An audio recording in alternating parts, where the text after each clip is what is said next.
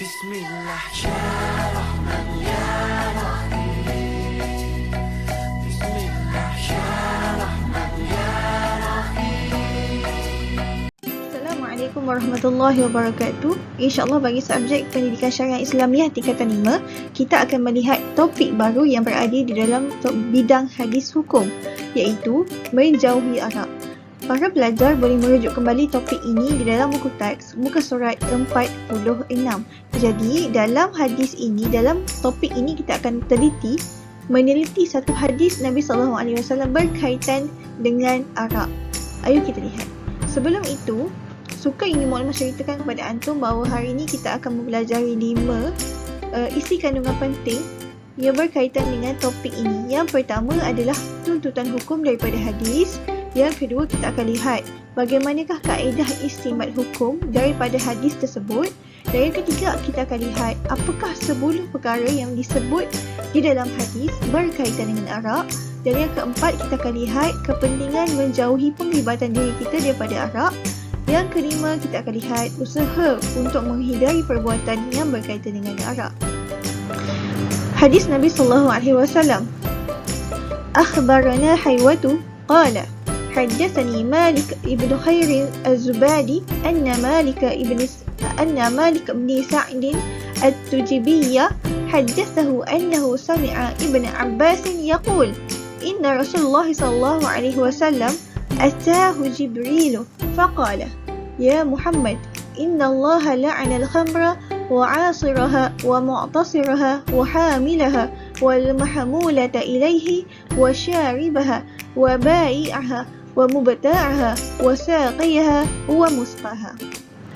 Yang mana membawa maksud daripada Haywah berkata, Malik bin Khair Az-Zubadi menceritakan kepadaku sesungguhnya Malik bin Sa'di At-Tujabi meriwayatkan bahawa dia mendengar Ibnu Abbas berkata, Jibril telah mendatangi Rasulullah SAW lalu berkata, wahai Muhammad, sesungguhnya Allah melaknat arak, orang yang memerahnya, orang yang meminta diperahkannya, orang yang membawanya, orang yang meminta dibawakan untuknya, orang yang meminumnya, orang yang menjualnya, orang yang meminta dijualkan arak untuknya, orang yang memberi arak kepada orang lain, dan orang yang meminta dituangkan untuknya arak. Riwayat Ibn Hibban. Jadi berdasarkan hadis ini, ayo kita lihat apakah tuntutan hukum yang perlu kita fahami. Di sini ada 3 tuntutan hukum yang perlu kita ketahui. Pertama, secara jelas disebut di dalam hadis bahawa arak adalah perkara yang dilaknat oleh Allah. Maka, sekaligus kita memahami bahawa arak itu hukumnya haram. Yang kedua, golongan yang terlibat dengan arak. Di dalam hadis disebutkan beberapa golongan yang terlibat secara langsung maupun tidak langsung dengan arak. Yang ketiga, hukum haram terlibat dengan arak. Seterusnya kita lihat apakah pengertian arak dari segi bahasa dan juga dari segi istilah. Dari segi bahasa, arak bermaksud menutupi. Manakala dari segi istilah bermaksud setiap minuman yang memabukkan hasil daripada perahan anggur dan lain-lain. Dalam takrif atau pengertian arak ini, apa yang perlu kita faham adalah 2 perkara. Pertama, setiap minuman yang memabukkan. Jadi kata kunci di sini adalah memabukkan. Dan yang kedua, hasil daripada perahan anggur atau lain-lain. Boleh jadi arak itu diperbuat daripada apple. Boleh jadi arak itu diperbuat daripada perahan tamar. Boleh jadi arak itu diperbuat daripada perahan anggur. Jadi selagi mana minuman itu adalah minuman yang memabukkan hasil daripada perahan buahan tersebut, maka ia boleh diiktibarkan sebagai arak. Lalu, berdasarkan hadis ini, apakah hukum minum arak? Secara jelas dan seperti yang kita maklum, ulama telah bersepakat bahawa arak ini haram untuk kita minum. Dan barang siapa yang meminumnya secara sedar, maka dia akan dikenakan hudud. Ia adalah berdasarkan hadis Nabi SAW. An Jabir bin Abdullah radhiyallahu anhuma qala Rasulullah SAW, ma askara kathiruhu faqaliluhu haramun. Yang mana membawa maksud, Jabir bin Abdullah berkata, Rasulullah SAW bersabda, jika sesuatu dalam jumlahnya yang banyak boleh memabukkan, maka sedikitnya juga haram. Maka hadis ini jelas menunjukkan bahawa arak itu walaupun sedikit, walaupun banyak, ia tetap dikira sebagai minuman yang diharamkan daripada kita minum. Jadi, tiada alasan, saya minum sedikit saja, saya minum banyak, saya minum sekian. Maka sedikit maupun banyak, kedua-duanya adalah minuman yang diharamkan oleh Allah Subhanahu Wa Taala. Kemudian, apakah yang berlaku dan apakah yang akan dikenakan kepada peminum yang telah meminum arak secara sedar? Maka di sini kita akan lihat 3 perkara. Yang pertama, barang siapa yang telah meminum arak ini secara sedar, maka wajib dikenakan hukuman hudud. Apakah itu hudud? Hukuman yang telah ditetapkan oleh Allah. Okey, yang pertama kita perlu pastikan adakah peminum itu adalah seorang Muslim yang berakal atau baligh. Sekiranya dia telah berakal, dia telah baligh, maka sekiranya dia minum dalam keadaan sedar, maka dia wajib dikenakan hudud. Dan yang kedua, perbuatannya itu perlu disaksikan oleh 2 orang lelaki ataupun dengan pengakuan peminum itu sendiri. Dan yang ketiga, hukuman yang akan dikenakan ke atasnya adalah 40 kali sebatan. Kaedah istinbat hukum. Ulama telah mengistinbat hukum daripada hadis yang telah disebutkan tadi berdasarkan 4 perkara. Pertama, kita lihat lafaz yang telah digunakan adalah lafaz la'ana, yang mana membawa maksud Allah melaknat. Dan kaedah yang digunakan adalah setiap perkara yang dilaknat oleh Allah adalah haram.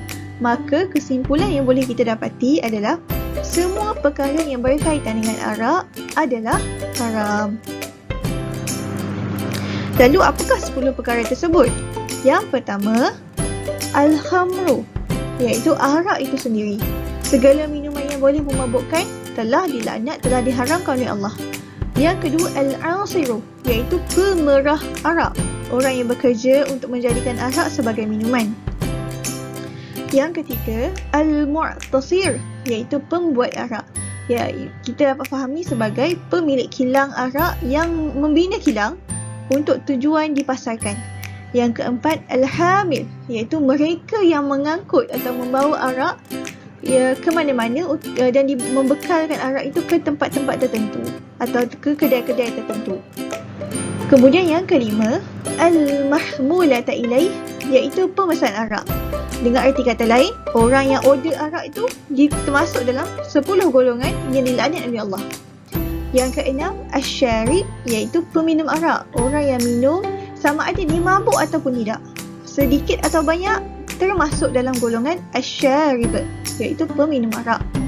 Yang ketujuh, al-bai', iaitu penjual arak. Orang yang menjual arak sebagai pekerjaan atau punca pendapatannya juga termasuk dalam 10 kelompok yang disebutkan di dalam hadis. Yang ke-8, al-mubta', iaitu pembeli arak. Orang yang membeli arak untuk diminum. Boleh jadi al-mubta' ini tidak membeli arak untuk dirinya, tapi dia tolong membeli arak untuk orang lain. Juga termasuk dalam 10 golongan ini, ya. Dan yang ke-9, as-saqi, pelayan arak, iaitu orang yang menghidangkan arak kepada orang lain. Sebagai contoh, orang yang menghidangkan arak di pub, di tempat-tempat yang menjual arak kepada tetamu atau pelayan, maka mereka ini disebutkan sebagai pelayan arak, atau dalam bahasa Arabnya adalah as-saqi. Juga termasuk dalam 10 perkara yang dilaknat oleh Allah di dalam hadis. Dan yang terakhir, al-musqa, pelanggan arak, orang yang meminta arak untuk dijadikan sebagai minumannya. Jadi ini adalah 10 perkara atau 10 perbuatan orang yang disebut di dalam hadis yang mana Allah telah melaknat mereka kerana mereka telah melibatkan diri mereka dengan perkara yang haram di sisi Islam. Seterusnya kita lihat secara ringkas bagaimanakah sejarah pengharaman arak dalam Islam. Ada 4 ayat yang menceritakan tentang sejarah pengharaman arak ini. Yang pertama adalah ayat dalam surah An-Nahl ayat ke-67. Yang mana dalam ayat ini Allah telah menyebut bahawa arak itu diperbuat daripada anggur. Kemudian turun ayat seterusnya, surah Al-Baqarah ayat 219. Yang mana Allah telah menyebut tentang hakikat perbandingan dosa dan manfaat daripada arak. Sungguh pada asalnya arak ini digunakan untuk memanaskan badan, terutama kepada golongan Arab yang berada di tanah yang mungkin cuacanya sejuk, yang ada 4 musim dan sebagainya. Jadi arak itu diminum dengan tujuan untuk memanaskan badan. Tetapi Allah telah menjelaskan di dalam surah Al-Baqarah ini bahawa hakikat manfaat itu kecil jika dibandingkan dengan dosa yang boleh berlaku disebabkan arak ini. Kemudian turun surah An-Nisa ayat ke-43 yang mana perintah daripada Allah agar mereka yang mabuk, mereka yang telah minum arak tidak mendekati solat. Kemudian dan yang terakhir, perintah yang terakhir daripada surah Al-Ma'idah ayat 90 hingga 91 yang merupakan perintah secara total untuk menjauhi arak, yang mana arak telah diharamkan berdasarkan ayat ini. Jadi ini secara ringkaslah sejarah pengharaman arak dalam Islam. Arak telah diharamkan secara berperingkat kerana untuk memelihara kemaslahatan umat Islam, kemaslahatan Arab pada orang Arab pada zaman tersebut. Langkah-langkah untuk menghindari perbuatan yang berkaitan dengan arak. Sebagai seorang Muslim, kita seharusnya berusaha untuk menghindari perbuatan yang berkaitan dengan arak. Dan antara langkah yang mungkin boleh kita ambil, pertama, memperketatkan undang-undang yang sedia ada.